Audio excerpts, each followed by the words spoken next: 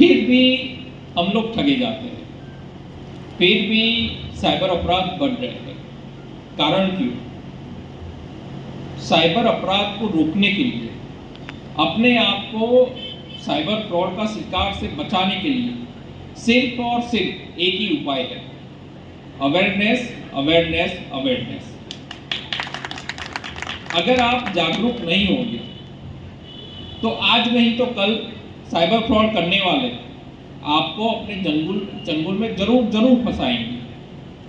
आपको बहुत सारे एग्जाम्पल यहाँ मेरे पहले जो सीएसपी साइबर सेल है उसने आपको बहुत सारे एग्जाम्पल दिए, और भी आपके शहर में अलग अलग सेमिनार होंगे जिसमें आपको इस प्रकार के और कई क्राइम को बारे में बताया जाएगा।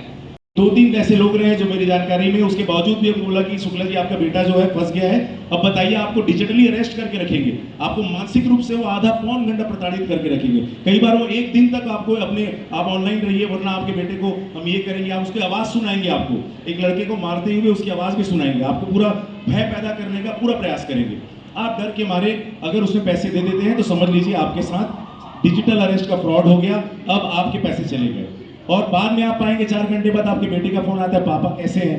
तो पापा कैसे बताए पापा कैसे हैं? पापा ने तो पैसे लुटा दिए, सिर्फ डर के मारे। वहीं पर पापा को करना ये चाहिए था, रायगढ़ पुलिस के पास आना था, उनको साइबर सेल जाना था, वहां जाके बताना था, सर ये पुलिस वाला बोल रहा है कि मेरा बेटा अरेस्ट हो गया, क्या ये बात सच है?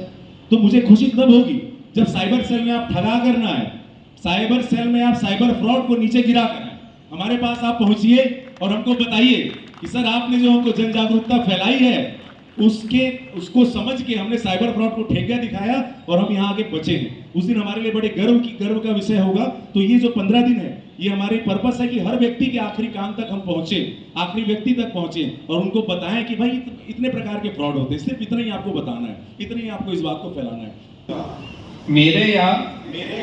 मेरे किसी मित्र के साथ साइबर फ्रॉड हो जाने पर तत्काल इसकी सूचना नजदीकी थाने या साइबर सेल में दूंगा।